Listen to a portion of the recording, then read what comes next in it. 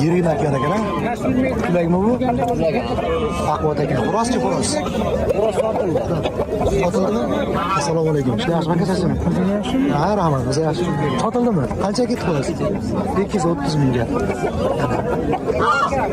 Tulay xo'roz va tulay makyon ekan. Makyon baquvvat makyon ekan xo'roz. Yuribmiz aka, oylik bermayapsizlar, oylik. Beramiz-ku oylik. Sen bu? Bo'lmayapti. Kimga qo'ydim? O'ylik yo'q. O'zgalarga pul yo'q, kimga qo'ydim? Yerga beraman. Gap yo'q, gap yo'q. Mana ko'ktoy chiqqan ekan. Sizami? Ko'ktoy. Kimdan ekan ko'ktoy? Gap yo'q. Like bosib qo'yasizmi, qarataymi kamerani?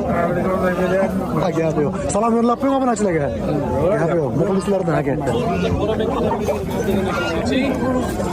Saman kimdan ekan, Saman? Nech pul? Akayammi? Xo'roz.